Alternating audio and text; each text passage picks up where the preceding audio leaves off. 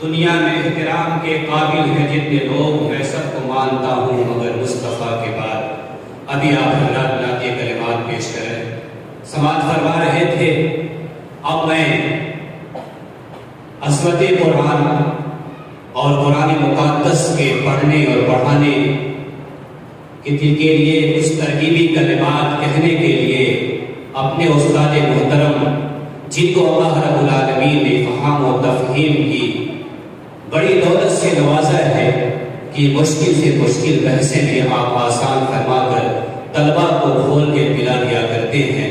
میں صدر محترم کو بڑے ہی ادب و احترام کے ساتھ دعوت دے رہا ہوں کہ آپ تشریف لائیں اور چند ترغیبی کلمات ہم سامعین کے سماعتوں کے حوالے کرتے ہیں۔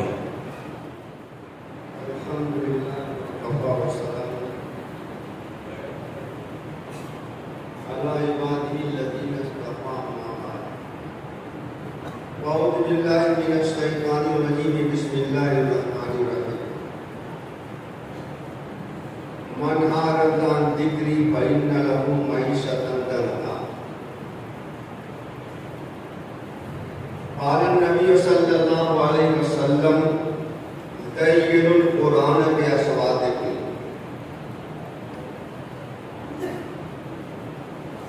سب سے پہلے تو میں ان سارے منتظمین کو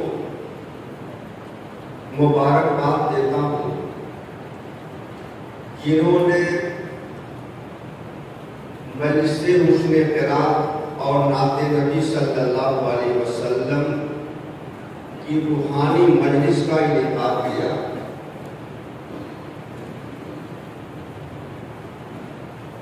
جتنے بھی قابل قدر علماء کرام ہیں، معدد سامعین ہیں، حفاظ اور قراء اور نعت نبی پڑھنے والے ہیں، وہ سارے لوگ بھی مبارکباد کے مستحق ہیں کہ ایسی نورانی مجلس میں اللہ نے ان کو اور ہم کو سب کو سعادت کی توفیق عطا فرمائی۔ رمضان المبارک کا مہینہ ابھی چند ہی روز قبل گزرا ہے اور چند روز کے بعد اس پروگرام کا انعقاد یقیناً ایک اہمیت کا حامل ہے، کیونکہ رمضان المبارک کے ساتھ اللہ کے کلام کو بہت گہرا تعلق ہے، اس کا بہت گہرا رابطہ ہے۔ رمضان المبارک کا عظیم الشان مہینہ وہ ہے جس مہینے میں اللہ تعالیٰ نے قرآن مقدس کو نازل فرمایا، شہر رمضان الذی انزل فیہ القرآن۔ اور اس رمضان المبارک کے مہینے میں بھی لیلۃ القدر میں اللہ تعالیٰ نے اس کی تکمیل فرمائی، اس کو نازل فرمایا۔ جب رمضان المبارک کا مہینہ آتا ہے تو جو بھی مسلمان ہوتے ہیں، اہل اسلام، اہل ایمان ہوتے ہیں، ان کا قرآن سے بہت گہرا ربط ہو جاتا ہے۔ بفضل الہی ہر وقت تلاوت کلام اللہ میں مشغول رہتے ہیں، اس کی معنی اور مطالب پر بھی غور کرتے ہیں۔ لیکن جو ہی رمضان المبارک کا مہینہ ختم ہوتا ہے، عید کی خوشیاں آتی ہیں، تو قرآن سے جو ہمارا ربط تھا وہ ربط کم ہو جاتا ہے اور ربط و ختم کے قریب ہو جاتا ہے۔ آپ سبھی لوگوں نے اس پروگرام کا انعقاد کر کے اس بات کی طرف لوگوں کو متوجہ کرنا چاہا کہ رمضان المبارک کے مہینے کے ختم ہونے کے بعد بھی ہم کو قرآن سے اپنے رشتے کو مضبوط رکھنا ہے، اور جس طرح ہم رمضان المبارک کے مہینے میں تلاوت کلام اللہ کرتے رہے، اسی طرح سے تلاوت کلام اللہ ہم کرتے رہیں گے۔ مختصر سی بات کیونکہ مجھے یاد کرنی ہے، ورنہ باتیں تو بہت کہی جا سکتی ہیں۔ یہ تو ہم سب جانتے ہیں کہ قرآن یہ اللہ کا کلام ہے، رب العالمین کی طرف سے یہ نازل ہوا ہے، لتنزیل رب العالمین۔ اس قرآن کو روح الامین حضرت جبرائیل علیہ السلام لے کر کے آئے۔ یہ قرآن آخری آسمانی کتاب ہے، اس سے قبل جتنی آسمانی کتابیں آئی تھی وہ وقتی ضرورت کے تحت تھی، لیکن یہ قرآن و کتاب ہے جو رہتی دنیا تک کے لیے انسانوں کی ہدایت کے لیے نازل ہوئی ہے، ہدی للمتقین۔ یہ قرآن کریم دستوری کتاب ہے، قانونی کتاب ہے۔ یہی وجہ ہے کہ جب قرآن کریم کے آیات پہ ہم نظر ڈالتے ہیں، غور کرتے ہیں، تو ایسا محسوس ہوتا ہے کہ اس قرآن میں اللہ تعالیٰ نے سارے علوم کو جمع کر رکھا ہے۔ یہ بات بھی محقق ہے کہ جتنی آسمانی کتابیں دنیا میں آئیں، ان آسمانی کتابوں میں جتنی تعلیمات دی گئی تھی، ان سب کا نچوڑ اور خلاصہ اس قرآن مقدس کے اندر موجود ہے۔ ہم اور آپ کتنے قابل مبارکباد ہیں، کتنے خوش نصیب ہیں کہ اللہ تعالیٰ نے ہمیں ایک کتاب عطا کر کے دنیا میں آنے والی ساری کتابوں کی تعلیمات سے ہم کو روشناس کرایا، باخبر کرایا۔ یہ کتاب آخری نبی امام الانبیاء ہم سب کے سردار جناب محمد رسول اللہ صلی اللہ علیہ وسلم کے قلب اطہر پہ نازل ہوئی۔ بنیادی طور پر، دستوری طور پر دیکھا جائے تو اس کتاب کے اندر انسانوں کے حقوق سے متعلق بھی جو تعلیمات دی گئی ہیں، میں پورے یقین اور وثوق کے ساتھ یہ بات کہتا ہوں اور کہنے کی جرات کرتا ہوں کہ دیگر مذاہب کی کتابوں میں انسانی حقوق سے متعلق ایسی ہدایات، واضح ہدایات موجود نہیں ہیں جتنی واضح ہدایات اس قرآن مقدس کے اندر موجود ہیں۔ اللہ رب العزت نے انسانی حقوق کے سلسلے میں سب سے پہلے حکم دیا، لا تقتلوا انفسکم، کہ دیکھو اپنے کو قتل نہ کرو، لا تلقوا بأیدیکم الی التہلکہ، اپنے ہاتھوں اپنے کو ہلاکت کے دہانے تک نہ لے جاؤ، اور صرف اپنی ہی ہلاکت سے نہیں روکا بلکہ قرآن نے کہا لا تقتلوا اولادکم خشیۃ املاق، اپنی اولاد کو بھی قتل نہ کرو۔ انسانی حقوق سے متعلق بہت سی آیات موجود ہیں۔ ایسی آپ نظر ڈالتے جائیں، ایک زمانہ تھا کہ عورتوں کو پانی سمجھا جاتا تھا، ان کی کوئی حیثیت نہیں تھی، لیکن قرآن نے ہن لباس لکم وانتم لباس لہن کہہ کر دونوں کے مقام اور مرتبے کو اجاگر کیا ہے کہ دونوں کی ایک حیثیت ہے۔ ایسا نہیں ہے کہ عورتوں کی کوئی حیثیت نہیں ہے۔ قرآن مقدس کے اندر ساری چیزیں آپ دیکھتے جائیں، ساری تعلیمات ہیں، عبادات کا بھی تذکرہ، انسانوں کی حیات کا مقصد کیا ہے، قرآن میں اللہ تعالیٰ نے اس کو بھی بہت صاف لفظوں میں بیان کر دیا، وَمَا خَلَقْتُ الْجِنَّ وَالْإِنسَ إِلَّا لِيَعْبُدُونِ۔ لیکن ہم اور آپ کے ذہن میں یہ بات آتی ہے کہ عبادت کا مقصد صرف نماز ہے، عبادت کا مقصد صرف روزہ ہے، عبادت کا اشارہ صرف حج کی طرف ہے۔ نہیں، عبادت کا مقصد یہ ہے کہ دنیا کا ہر کام اللہ کے دستور اور قانون اور قرآن کے مطابق کیا جائے، یہی عبادت ہے۔ آپ تجارت کریں، قرآن کے دستور کے مطابق کریں۔ آپ صنعت و حکمت کا عمل کریں، قرآن کے دستور کے مطابق کریں۔ گویا ہماری زندگی کا ہر عمل قرآن دستور کے مطابق اگر ہے تو یہی عبادت ہے۔ تو ہم اور آپ اپنی زندگی کو قرآن کے سانچے میں ڈھالنے کی کوشش کریں۔ یہی وجہ ہے کہ جب قرآن کریم نازل ہوا، جناب محمد رسول اللہ صلی اللہ علیہ وسلم کو اس کا عملی نمونہ بنایا گیا۔ آپ دنیا میں قرآن کریم کے آئیت کے عملی نمونہ تھے۔ یہی وجہ ہے کہ جب حضرت عائشہ صدیقہ رضی اللہ تعالیٰ عنہ سے آپ صلی اللہ علیہ وسلم کے اخلاق کے بارے میں پوچھا گیا تھا تو آپ نے سیدھے کہا تھا کان خلق القرآن، کہ آپ کے اخلاق کو اگر دیکھنا ہو، آپ کے اوصاف کو دیکھنا ہو، آپ کے زندگی کے حالات کو دیکھنا ہو، آپ کے اقوال و افعال کو دیکھنا ہو تو قرآن کو دیکھو۔ جو باتیں قرآن کے اندر ہیں وہ ساری باتیں آقا نبی جناب محمد رسول اللہ صلی اللہ علیہ وسلم کے اندر موجود ہیں۔ جناب محمد رسول اللہ صلی اللہ علیہ وسلم یہ نمونہ بن کر آئے، آئیڈیل بن کر آئے۔ قرآن سے ہمارا رشتہ مضبوط سے مضبوط کر ہونا چاہیے۔ اگر ہم نے قرآن کے اپنے رشتے کو مضبوط رکھا تو یاد رکھیے فرمان ہے ان اللہ یرفع بہذا الکتاب اقواما، کہ اللہ تعالیٰ اس کتاب کے ذریعے سے لوگوں کو بلندی تک پہنچائیں گے۔ اور اگر اس کتاب کے ساتھ عقیدت نہیں، اس کتاب کے ساتھ محبت نہیں، اس کتاب کے ساتھ گہرا تعلق نہیں، اس کتاب پر عمل نہیں، تو اللہ تعالیٰ لوگوں کو بلندی سے پستی کی طرف لے آئیں گے۔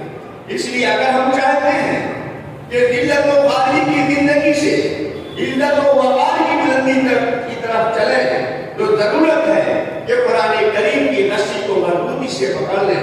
اللہ تعالیٰ نے کہا واعتصموا بحبل اللہ جميعا، اللہ کی رسی کو مضبوطی سے پکڑے رہیے۔ اگر ہم نے قرآن سے اعراض کیا تو بہت صاف لفظوں میں قرآن نے کہا ہے کہ من اعرض عن ذکری فإن له معیشة ضنکا، اس میں ذکر کا لفظ آیا۔ اور ابھی آپ نے نظم اخلاص سے سنا قرآن کریم جو آئے اِنَّا نَحْنُ نَزَّلْنَا الذِّکْرَ، ذکر سے مراد قرآن ہے۔ تو ایک قول کے مطابق یہاں بھی من اعرض عن ذکری، ذکر سے مراد قرآن ہے کہ جو قرآن سے اعراض کرے گا، چشم پوشی کرے گا، اس کے احکامات میں عمل نہیں کرے گا، اس کے ساتھ اپنا تعلق نہیں قائم رکھے گا، اس سے اپنے آپ کو دور رکھے گا، فَإِنَّ لَهُ مَعِيشَةً ضَنْكًا، اس کا جینا دشوار ہو جائے گا، مشکل ہو جائے گا، اس کو قلبی سکون نہیں مل سکتا۔ اس لیے اگر ہم چاہتے ہیں کہ ہماری زندگی اس طرح گزرے کہ ہمیں قلبی طور پر بھی سکون ہو، ہماری معیشت میں بھی برکت ہو، تو اس کے لیے ضرورت ہے کہ قرآن سے اپنے رشتے کو مضبوط سے مضبوط کر کر۔ یاد رکھیے آج دنیا کی قومیں جو ہم مسلمانوں کی ذلت و خواری کے پیچھے پڑی ہوئی ہو چاہتی ہیں کہ ان کو عزت و وقار سے نکال کر ذلت کی طرف لے چلے، اور ان کا مقصد کیا ہے وہ جانتے ہیں کہ جب تک مسلمانوں کا تعلق قرآن سے مضبوط رہے گا تب تک یہ ذلت و خواری کی زندگی نہیں گزار سکتے۔ ہم کو ضرورت اسی بات کی ہے کہ وہ جتنا ہی ہم کو قرآن سے دور رکھنا چاہتے ہیں اتنا ہی ہم اپنے آپ کو قرآن کے قریب کریں، قرآن کے اپنے تعلق کو مضبوط کریں۔ آج کا یہ پروگرام بھی اس کی ایک اہم کڑی ثابت ہوگا، کیونکہ جب لوگ دور کرنا چاہیں اور آپ پروگرام کے انعقاد کے ذریعے لوگوں کو قریب کرنا چاہیں گے اور قریب کرتے رہیں گے تو انشاءاللہ ہم سب کا تعلق، لوگوں کا تعلق قرآن کے ساتھ وابستہ ہوگا۔ دنیا میں کتنا ریسرچ آج کے موجودہ وقت میں قرآن کریم کی آیات پہ ہو رہا ہے، اتنا ریسرچ دنیا میں کسی دوسری آسمانی کتاب کے سلسلے میں نہیں ہوتا۔ ایک ایک آیت پر ریسرچ ہو رہا ہے، اور ریسرچ صرف مسلمان نہیں کر رہے ہیں بلکہ یہود و نصارہ کر رہے ہیں، عیسائی کر رہے ہیں، وہ لوگ کر رہے ہیں جن کا قرآن سے کوئی تعلق نہیں، جو مسلمان نہیں ہے، لیکن جب وہ سنتے ہیں کہ قرآن یہ اللہ کا کلام ہے اور اللہ کا کلام بالکل سچا اور پکا ہے، اس میں رد و بدل نہیں ہو سکتا،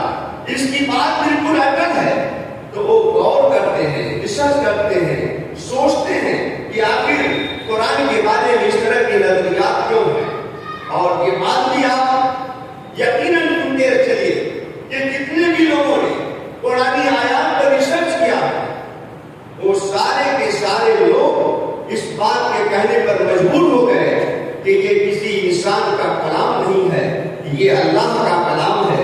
اگر انسان کا کلام ہوتا تو اس میں کچھ نہ کچھ نقص اور عیب ضرور ملتا، لیکن آج تک کوئی عیب نہیں مل سکا. ہاں، ایک بات کا شکوہ لوگ ضرور کرتے ہیں کہ قرآن تو اللہ کا کلام ہے اور یقینی طور پر اللہ کا کلام ہے، لیکن جو قرآن کے ماننے والے مسلمان ہیں یہ قرآن کی آئیڈیل اور نمونہ نہیں ہے. اگر صرف مسلمان آج کے وقت میں نمونہ بن جائے اور قرآنی احکامات کے ساتھ میں اپنے آپ کو ڈھال لیں تو دنیا کے اندر جو مخالفین ہیں یہ سب کے سب آپ کے قدموں میں آئیں گے، اسلام کے قدموں میں آئیں گے، وہ سب کے سب اسلام کو قبول کرنے پر مجبور ہوں گے. تو بات طویل ہوتی جا رہی ہے، میں مختصر بات کرنا چاہ رہا تھا کہ قرآن کریم کے ساتھ اپنے رشتے کو مضبوط کرنا ہے. اور یہ بات یاد رکھیں کہ ہر زندگی کے ہر مرحلے کے لیے قرآن کریم کے اندر ہدایات موجود ہیں. جو بھی قرآن کریم کی ہدایات ہیں ان ہدایات کی تفسیر اور تعلیم کے لیے جناب محمد رسول اللہ صلی اللہ علیہ وسلم کو دنیا میں بھیجا گیا. آپ قرآن کریم کے ترجمان ہیں، ان کی آیات کے معنی اور مطالب کو واضح کرنے والے ہیں. تو یہ سارے کے سارے لوگ وہ ہیں جو قرآن کریم کی حفاظت کرنے والے ہیں. قرآن کریم کی حفاظت کا ذمہ تو اللہ نے رکھا ہے، کوئی اسے مٹا نہیں سکتا. لوگ جانتے ہیں کہ قرآن کو مٹایا نہیں جا سکتا، اور جب تک ہمارا اور آپ کا تعلق قرآن سے رہے گا ہم کو اور آپ کو بھی کوئی نہیں مٹا سکتا. لاکھ دنیا کے لوگ چلا لیں کہ مسلمانوں کا وجود ختم ہو جائے گا، مسلمانوں کو نیست و نابود کر دیا جائے گا، لیکن جب تک ہمارا تعلق قرآن کے ساتھ رہے گا اس وقت تک ہم اور آپ دنیا میں رہیں گے، ہم کو اور آپ کو مٹایا نہیں جا سکتا. لیکن ہاں، جب قرآن ہی نہیں رہے گا، قرآن سے ہمارا ربط ٹوٹ جائے گا، ہمارا رشتہ ختم ہو جائے گا، تو پھر ہم کٹیں گے، قدم کی طرح سے ہو جائیں گے. اس لیے ضرورت ہے کہ اپنے رشتے کو قرآن کے ساتھ مضبوط رکھیں اور جناب محمد رسول اللہ صلی اللہ علیہ وسلم کو بھی اپنا نمونہ عملی طور پر سمجھیں. زبانی طور پہ تو ہم کہتے ہیں کہ اللہ کے نبی ہم سب کے لیے نمونہ ہے، اور یہ بات تو قرآن نے کہی ہے، لقد کان لکم فی رسول اللہ اسوۃ حسنہ. لیکن ہم عملی طور پر بھی رسول اللہ صلی اللہ علیہ وسلم کو اپنا نمونہ سمجھیں، اپنا آئیڈیل بنائیں. اگر ہم چاہتے ہیں کہ دنیا میں عزت اور وقار کے ساتھ زندگی گزاریں تو ضرورت اسی بات کی، اور خاص کر جو ہمارے نوجوان ہیں ان نوجوانوں کو بھی اپنے کو شریعت کے سانچے میں ڈالنے کی ضرورت ہے. یہ نوجوان اگر آج اپنے کو شریعت کے سانچے میں ڈھال لیں، آنے والا وقت آپ کا منتظر ہے اور آپ کی کامیابی کی راہیں کھلی ہوئی ہیں، واضح ہیں. لیکن ہمارا نوجوان اپنے آپ کو شریعت کے سانچے میں ڈھالنے کے بجائے اپنے وقت کو ضائع کر رہا ہے، لائق چیزوں میں صرف کر رہا ہے. اس لیے نوجوانوں کو سمجھانے کی ضرورت ہے. اور نوجوانوں میں بڑے درد دل سے کہتا ہوں، حالات کو دیکھو، حالات کو محسوس کرو. دنیا کی قومیں ہمارے اور آپ کے بارے میں کیا سوچ رہی ہیں؟ اگر ہم نے اس کو محسوس نہیں کیا تو آنے والا وقت صرف ہم لوگوں کے لیے ہی تباہی لے کر نہیں آئے گا، بلکہ ہمارے آگے کی آنے والی نسلیں بھی اس سے دو چار ہوں گی. ان نسلوں کی بربادی کے ہم اور آپ ذمہ دار ہوں گے. اس لیے باتوں کو ختم کرتے ہوئے میں دوبارہ مبارکباد دیتا ہوں اور آپ سب لوگوں کو مبارکباد دیتا ہوں. اس طرح کی مجلسوں کا انعقاد کرنا چاہیے، اور جو اپادھی کرام حفظ قرآن کر رہے ہیں، کیونکہ قرآن جب سینوں میں آ گیا تو آباد گھر کی طرح ہو گیا، اور جس سینے میں قرآن نہیں وہ غیر آباد مکان کی طرح ہے، اس کی کوئی حیثیت نہیں. کہ جو قرآن کریم کا حفظ کرتے ہیں اور ان میں بھی اچھے نمبرات آتے ہیں. میں نے اس سے پہلے کے بہت بڑے پروگرام میں یہ بات کہی تھی کہ جیسے عصری اداروں میں پڑھنے والے بچوں کو اعزاز سے نوازا جاتا ہے، ایسے ہی مدارس میں پڑھنے والے بچوں کو بھی جو کامیاب ہوں، ممتاز پوزیشن پہ آئیں، ان کو بھی اعزاز سے نوازنا چاہیے. حافظ قرآن کو بھی نوازنا چاہیے، قاری قرآن کو بھی نوازنا چاہیے، علماء کو بھی نوازنا چاہیے، تاکہ ان کے اندر بھی تو حوصلہ پیدا ہو. جیسے عصری اداروں کے ساتھ جڑے ہوئے لوگوں کو ہم اور آپ